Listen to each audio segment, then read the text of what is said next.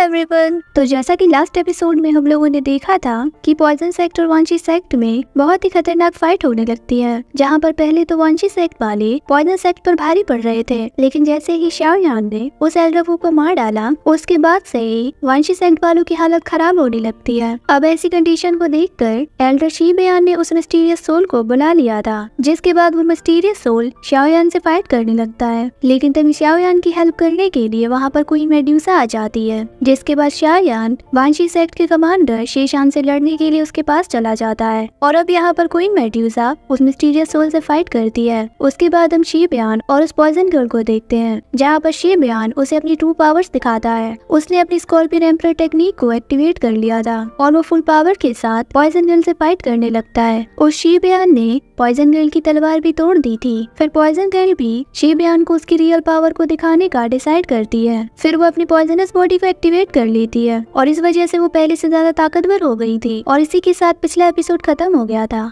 तो next episode इसी के आगे से शुरू होता है, जहाँ पर हम देखते हैं कि पॉइजनस बॉडी के एक्टिवेट हो जाने की वजह से वहाँ पर चारों तरफ पॉइजन फैल जाती है। अब इतनी खतरनाक पॉइजन के बीच वो शीबेयान फंस जाता है। अब शीबेयान बहुत बुरी तरीके से फंस गया था, क्योंकि वो जानता था कि अगर इस पॉइजन की एक भी बूंद उसके शरीर के अंदर चली गई तो उसका जिंदा रहना नामुमकिन है। उसके बाद शीबेयान पॉइजन गर्ल से कहता है कि क्या तुम नहीं जानती कि जितनी बार तुम अपनी इस पॉइजनस बॉडी को एक्टिवेट करोगी तो तुम मौत के उतनी ही करीब हो जाओगी, तो आखिर तुम इतनी बेवकूफ कैसे हो सकती हो। लेकिन वही हम पॉइजन गर्ल को देखते हैं, जो कि शीबेयान की कोई भी बात नहीं सुन रही थी। उसके बाद शीबेयान अपनी स्कॉर्पियन एम्परर बॉडी की ऑरा को और भी ज्यादा बढ़ा देता है और वो तुरंत जंप करता हुआ सीधा पॉइजन गर्ल पर हमला करने लगता है। वहीं दूसरी तरफ हम शाओ यान को देखते हैं, जो कि बाहर खड़ा खड़ा ये सब देख रहा होता है और वो अपने मन में सोचने लगता है कि पॉइजन गर्ल को ना चाहते हुए भी अपनी इस पॉइजनस बॉडी को एक्टिवेट करना पड़ा। लेकिन शाओ यान थोड़ी चिंता में भी होता है, क्योंकि उसे नहीं पता कि आखिर पॉइजन गर्ल अपनी इस पॉइजनस बॉडी को कितनी देर तक होल्ड कर पाएगी। शाओ यान आगे कहता है कि मुझे जल्द से जल्द इन लोगों को निपटाना होगा और फिर मेड्यूसा के साथ मिलकर उस सोल हॉल के आयरन प्रोटेक्टर को भी पकड़ना होगा। शाओ यान ये सब सोच ही रहा था, तभी अचानक से वो कमांडर अपनी स्पेयर से उस पर हमला कर देता है। लेकिन शाओ यान ने उसके अटैक को डिफेंस कर लिया था, जिसके तुरंत बाद ही उन दोनों के बीच लगातार फाइट होने लगती है। वो दोनों आपस में बहुत देर तक लड़ाई करते रहते हैं। ऐसी खतरनाक फाइट करते करते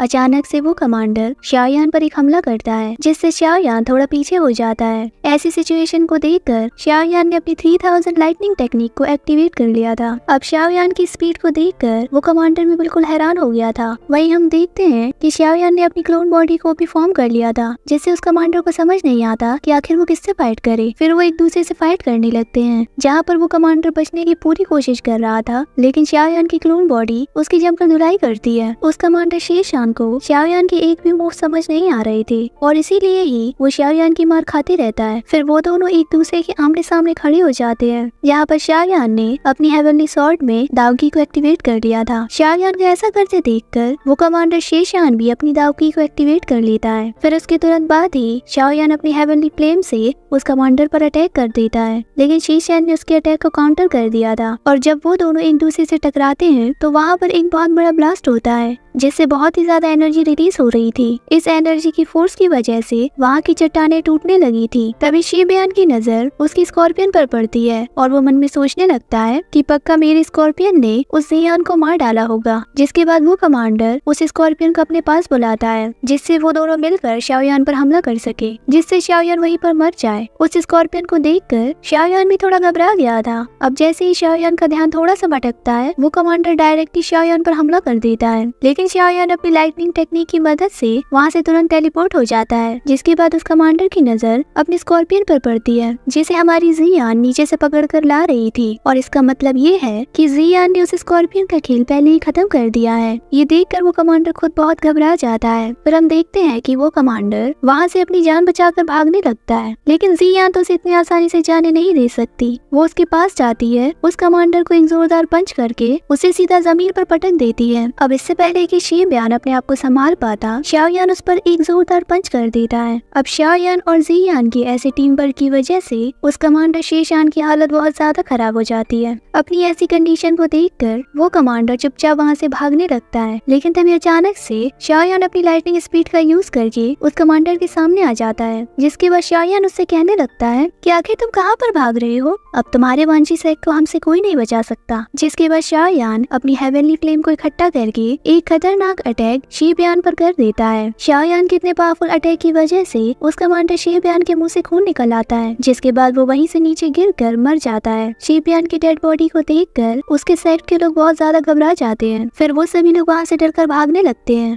उसके बाद जियान और शाओयान क्वीन मेड्यूसा और पॉइजन गर्ल के पास जाते हैं, जहाँ पर शाओयान कुछ हीलिंग पिल्स को खाकर खुद को हील करने लगता है। फिर वो दोनों देखते हैं कि क्वीन मेड्यूसा और उस आयरन प्रोटेक्टर के बीच एक बहुत ही खतरनाक फाइट हो रही होती है, जिससे वहाँ पर बहुत ही ज्यादा एनर्जी रिलीज होती है और उस फोर्स से बचने के लिए शाओयान अपनी शील्ड को यूज करता है। फिर हम देखते हैं उस पॉइजन गर्ल की पॉइजनस बॉडी की पावर और भी ज्यादा बढ़ गई थी। ये देखकर शाओयान भी उस पॉइजन गर्ल के लिए थोड़ा परेशान हो जाता है। फिर हम क्वीन मेड्यूसा को देखते हैं जो कि अपनी पूरी ताकत को लगाकर उस आयरन प्रोटेक्टर से फाइट कर रही थी। जिसके बाद क्वीन मेड्यूसा अपनी स्वॉर्ड को उस आयरन प्रोटेक्टर के सीने में घुसा देती है, लेकिन फिर भी उस आयरन प्रोटेक्टर को कुछ भी नहीं होता। और ऐसा इसलिए होता है क्योंकि वो आयरन प्रोटेक्टर एक मिस्टीरियस सोल होती है। जिसके बाद क्वीन मेड्यूसा उस पर अपना एनर्जी अटैक करके उस आयरन प्रोटेक्टर को पीछे धकेल देती है। उसके बाद हमें दिखाया जाता है कि वो आयरन प्रोटेक्टर अपने एक बैग को निकालता है, जिसमें कि उसने बहुत सारे सोल्स को इकट्ठा कर रखा था, और जिसके बाद वो आयरन प्रोटेक्टर उन सारी सोल्स को अपने अंदर एब्सॉर्ब करना शुरू कर देता है, और जिस वजह से उसकी पावर्स बहुत ही ज्यादा तेजी से बढ़ने लगती हैं। अब सारी पावर्स को एब्सॉर्ब करने के बाद उस आयरन प्रोटेक्टर का ऑरा बहुत ही ज्यादा पावरफुल हो जाता है। जिसके बाद क्वीन मेड्यूसा उस पर अपना स्लैश अटैक करती है, लेकिन इस अटैक से उस पर कोई फर्क नहीं पड़ता। जिसके बाद क्वीन मेड्यूसा डायरेक्टली उस पर हमला करने का प्लान करती है और वो उसके पास जाकर उसका सोल लैंप तोड़ देती है। अब ऐसा करने की वजह से उस आयरन प्रोटेक्टर द्वारा कैद की गई वो सारी सोल्स आजाद हो जाती हैं। क्वीन मेड्यूसा के ऐसा करने की वजह से